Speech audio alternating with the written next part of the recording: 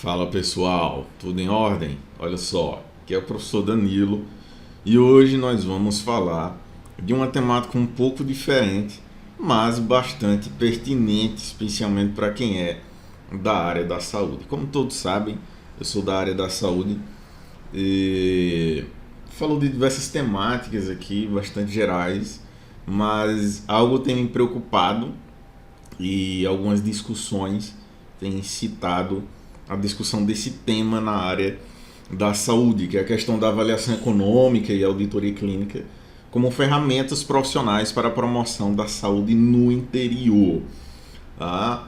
Nós sabemos que a promoção da saúde ela é composta por um conjunto de ações que buscam melhorar algo, geralmente a qualidade de vida, o acesso ao serviço de saúde, e está relacionado, em grande parte dos casos, com populações um pouco mais vulneráveis, apesar disso não ser regra. Então, no nosso pequeno encontro de hoje, nós vamos falar um pouco sobre essas questões. O intuito dessa minha fala não é ministrar para vocês um curso de avaliação econômica e auditoria clínica, mas despertar para essa necessidade que existe dessa discussão na área da saúde, pois é algo que tem me preocupado bastante. Depois que você assistir a essa aula, eu vou deixar um link aqui na descrição e eu queria, por gentileza, que vocês clicassem nesse link e respondessem. São só 4 perguntas, uma em relação a essa palestra, então você pode estar deixando sua opinião depois que terminar. E as outras são referentes a essa questão de promoção de saúde. São 3 perguntinhas bem simples, você só vai assinalar com sim ou não praticamente. Tranquilo? Então vamos lá, pessoal. Então assim, quando nós tratamos de promoção da saúde, o que é promover a saúde de uma população? Exemplo, vários profissionais de saúde, eu incluo médicos, enfermeiros, fisioterapeutas, psicólogos, enfim. Então vários profissionais da saúde, de maneira corriqueira, pelo menos é o que é para acontecer, fazem ações em busca de promover a saúde de um determinado grupo ou de uma comunidade. Essas ações elas podem envolver diversas etapas, diversos aspectos. Geralmente é realizada uma roda de conversa, são distribuídos folhetos, ministrada uma aula, como nós estamos fazendo aqui. Então, claro, eu estou dando alguns exemplos aqui bem gerais e um conceito bem geral. Claro que a promoção da saúde ela vai englobar muito mais coisas, mas a preocupação pertinente às vezes os profissionais de saúde fazem essa promoção da saúde, entre aspas, só que não se atentam a algumas etapas que são fundamentais para a realização correta desse processo. Quando nós tratamos de promoção da saúde, tem uma série de etapas anteriores que vão envolver a identificação do problema, o próprio processo de auditoria, a questão de pesquisa em saúde que seria necessário para a realização dessa ação. Qual é o grande problema? As pessoas normalmente não fazem e partem logo para a ação, sem que essas etapas anteriores elas sejam desenvolvidas. E isso é um problema muito grande, isso é um problema considerável porque leva a algumas falhas e, consequentemente, faz com que a promoção da saúde, os resultados que se busca, não sejam atingidos. Como um primeiro conceito muito importante, eu vou falar aqui sobre a auditoria clínica. É claro que, como eu disse anteriormente, o objetivo aqui não é fazer um curso sobre a auditoria clínica, mas lhe despertar para a importância que algum desses aspectos eles estão presentes no nosso cotidiano. Então, assim, dentro desse contexto da auditoria clínica, tem um conceito bem legal que é chamado de governança clínica. Governança clínica ela é um conjunto de fatores que estão relacionados à questão da qualidade e da segurança de intervenções, de serviços que são prestados para uma determinada população, para um determinado grupo de pessoas. Só que para que essa governança clínica, ou seja, todas essas intervenções e serviços, elas funcionem de uma maneira efetiva, é muito importante que aconteça a questão da auditoria. Quando o profissional de saúde vê essa palavra auditoria, eu acho que grande parte lembra logo de algo muito rígido, né? De um grupo de pessoas indo em instituição para fiscalizar. Mas a auditoria também ela vai muito além disso, né? A auditoria ela é um processo cíclico, né? Então é um ciclo que ele vai desde a identificação do problema até processo de coleta de dados, investigação, até a formação de um processo avaliativo que dê suporte à implementação de novas ações. Então, é uma abordagem sistemática, é uma abordagem que segue determinadas etapas, e aí a pesquisa ela vai estar envolvida nesse processo, mas ela é essencial para esse processo de promoção da saúde, e nós vamos entender por quê. Porque sem esse processo de auditoria, e eu não estou dizendo que você tem que abrir uma auditoria clássica, formal, para fazer uma ação de promoção de saúde, mas você deve pensar tal como para que os seus resultados eles sejam alcançados. Quer um exemplo bem claro? Você como profissional da saúde, se você já trabalhar mais de 6 meses, um ano, você já deve, em algum momento da sua vida, ter realizado alguma ação, enfim, algo que você considere que foi uma ação de promoção da saúde. Então, eu acho que, até como graduando, talvez você já tenha realizado isso. Agora me responda uma pergunta. Quantas vezes você fez essa ação e você fez realmente um planejamento? Você colocou toda aquela ideia no papel, você identificou um problema, que é uma das etapas fundamentais, identificar um tópico, um problema, que ele pode estar relacionado à questão profissional, ele pode estar relacionado à sua experiência prática durante a execução daquele serviço. Então, às vezes nós vamos realizar uma determinada ação, só que essa ação ela não é planejada. E isso prejudica bastante. Às vezes nós temos uma ideia e nós partimos logo para a fase de execução dessa ideia, sem que antes aconteça, por exemplo, a identificação correta do problema, a identificação das causas, que são essenciais. É como se você, por exemplo, fosse resolver um grande problema. Imagine uma máquina grande, uma máquina aí que tem 2, 3 metros de altura. E aí ela desse problema. E aí você pensasse assim, eu vou arrumar esse problema, eu vou consertar a máquina. Mas você não para pensar e investigar qual é o problema que ela tem. Onde que está esse problema? Como você vai fazer para resolver esse problema? Você começa logo a fazer lá. Pode ser que você consiga? Pode. Mas pode ser que você nunca consiga. Pode ser que você demore bastante. Então, esse processo de planejamento, ele vai envolver uma série de outras questões. Por exemplo, a questão da pesquisa, né? O uso da pesquisa bibliográfica ou mesmo de outras pesquisas, ela seria uma etapa importante. Uma outra pergunta, né, que eu faço de uma maneira reflexiva: quantas vezes o profissional de saúde ele foi fazer uma determinada ação, enfim, e ele fundamentou suas ações, suas ideias na literatura já existente. Então, eu vou fazer uma educação em saúde, mas como eu vou fazer essa educação em saúde? Tem uma literatura que diga qual é a melhor forma, tem a literatura que diga qual é a melhor estratégia que eu posso estar abordando, qual é a melhor temática. Enfim, então uma série de coisas. Quais informações estão mais corretas, porque é claro que isso tem que ser um pouco mais difícil de acontecer, mas repassar informações incorretas também é um problema. Mas você tem que se fundamentar em tópicos que são reais, então em protocolos. E aí, quando você faz essa abordagem, é necessário que você tenha foco na questão que você quer alcançar. Então você está fazendo aquela promoção da saúde para quê? Você quer alcançar um resultado com aquela população? Você quer mudar um determinado processo, como as coisas estão sendo realizadas?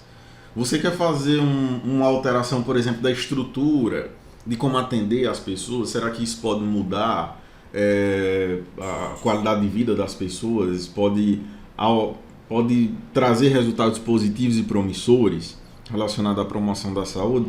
Então são aspectos importantes e essenciais, tá ok? E aí, quando nós pensamos nessas etapas anteriores, nós começamos a fazer uma definição de padrões. Ou seja, se você seguir toda uma etapa pré-determinada, você consegue chegar a uma melhor prática. Você consegue basear suas ações em evidências. Muito se fala na saúde, de uma maneira geral, mas isso é relacionado muito à pesquisa da saúde baseada em evidências. Só que as pessoas pautam suas ações pouquíssimo baseadas em evidências. As pessoas, normalmente, os profissionais, pautam suas ações profissionais na sua experiência e não em evidências. Isso ficou muito claro, por exemplo, agora na questão do Covid. Vários profissionais defendendo a questão do tratamento precoce, de algumas alternativas medicamentosas que não eram efetivas e que, consequentemente, já havia comprovação científica dessa não efetividade, mas devido ao profissional não pautar as suas ações na questão da evidência, da pesquisa, né, de resultados já existentes sobre aquela temática, não acontecia essa melhor prática. Então isso prejudica bastante a questão da saúde e da promoção da saúde. Um outro detalhe muito importante é que quando se realiza essas ações, você tem que ter em mente que elas devem ser mensuráveis. Tá? E aí você pode utilizar técnicas estatísticas para isso, diferença de médias. É necessário conhecer essa questão epidemiológica e estatística, até para isso.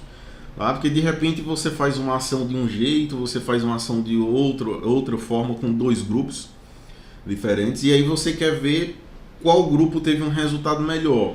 Mas se você avalia isso de uma maneira muito subjetiva, você não tem suporte, às vezes, para dizer qual foi a ação melhor.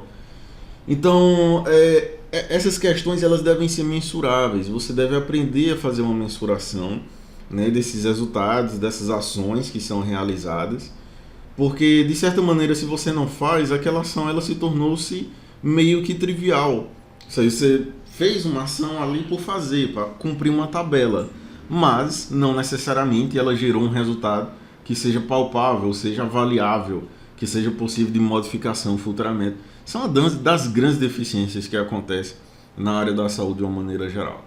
Atentar, né, para aspectos do serviço, então os profissionais, o modo de trabalho dos profissionais, o modo de atendimento que as pessoas preferem, o modo de ação que as pessoas preferem, as suas necessidades, tudo isso deve ser considerado em todo esse processo. E aí, quando nós trabalhamos na questão da promoção da saúde, é interessante pensar que nós podemos abordar um certo protocolo. Ou seja, é necessário definir etapas que serão realizadas, definir um plano a ser realizado para que você consiga alcançar a sua necessidade. Ah, Danilo, mas nós sabemos disso, nós sabemos que tem que ter um plano. Grande parte das pessoas sabem, mas não praticam, e é isso que eu queria chamar a atenção. Às vezes as pessoas sabem que para fazer uma promoção da saúde seria mais adequado você fazer um planejamento, fazer um plano. Às vezes qual é o planejamento das pessoas? Vou fazer uma ação tal dia, chama essas pessoas ou as pessoas que estiverem na unidade de saúde e eu vou falar sobre uma temática. Mas aí ela não identificou um problema, não identificou as causas, não fez uma amostragem daquela população, daquele grupo de pessoas, não fez um estudo correto do modo como ela aplicaria essa promoção da saúde, como ela mensuraria e avaliaria esses resultados, porque são aspectos importantes. E aí, se você quebra uma dessas etapas, consequentemente o seu processo de promoção da saúde ele se torna bastante prejudicado. É um exemplo bem simples, a questão dos participantes. Quantas vezes, sejam bem sinceros, quantas vezes você foi realizar uma ação de promoção da saúde e você trabalhou, por exemplo, com amostra? Ou a questão da amostragem. A amostra é a quantidade de pessoas que vão participar ali do momento de promoção da saúde. A amostragem é um modo como você vai selecionar essas pessoas. Então, eu vou fazer uma ação de promoção da saúde próxima semana. E aí eu não planejo bem, não convido as pessoas, enfim. E aí aparecem 5 pessoas para a minha promoção da saúde. E aí eu fico muito feliz, tiro umas fotos, posto na rede social. Mas será que essa ação com 5 pessoas em uma comunidade em um bairro, por exemplo, sei lá, que tem 4.000 pessoas, será que foi efetivo? Será que realmente você gerou algum tipo de resultado? Ou seja, será que você realmente fez essa ação para um tamanho de amostra adequado? Será que não seriam mais momentos com aquela mesma ação para atingir um grupo maior?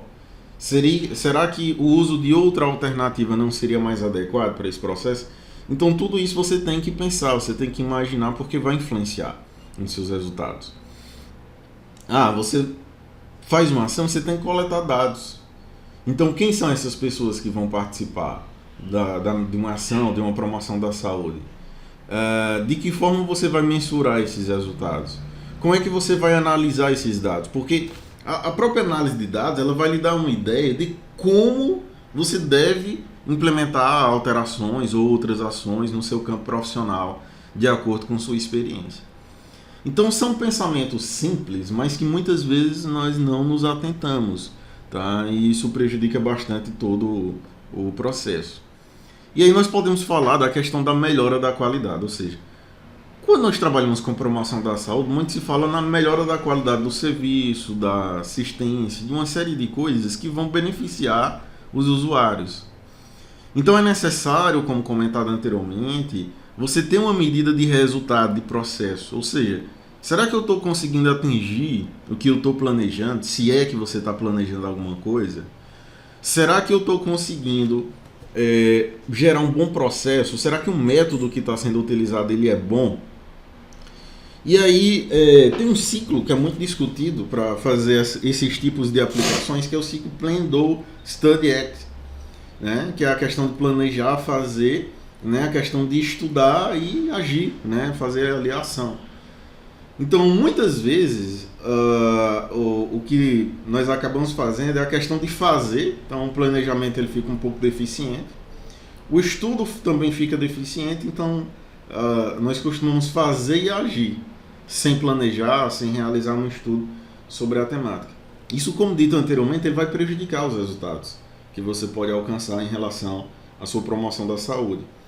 E aí nós entramos no conceito de saúde econômica. Então, será que a questão econômica também é um aspecto importante para o profissional de saúde conhecer e, consequentemente, pautar suas ações para que sejam realizadas da melhor maneira possível? E aí surge a questão das mensurações, ou seja, de que forma eu vou mensurar essas ações, ou mesmo previamente, antes de realização, para eu conseguir ter um melhor planejamento e, consequentemente, melhores resultados. E aí entra a questão da pesquisa. Ou seja, muito se fala sobre saúde baseada em evidências, mas pouquíssimas pessoas fazem essa aplicação de saúde baseada em evidências, conhecem métodos de estudo que consigam avaliar isso. Uma questão específica e que julgo ser muito importante é você conhecer, por exemplo, os tipos de análise econômica que são disponíveis, pelo menos as principais, como eu coloquei aqui. Então, alguns tipos de estudo também vão auxiliar e servir de fundamentação para esse processo. Por exemplo, existem esses tipos de estudo aqui, como vocês estão vendo, custo-minimização, custo-utilidade, custo-eficácia e custo-benefício. Parecem falar sobre a mesma coisa, mas não são. Tá? Então, por exemplo, a custo-minimização ela é realizada, por exemplo, quando se tem uma evidência de equivalência entre intervenções. Então imagine que você está avaliando uma intervenção A e B para chegar num determinado resultado.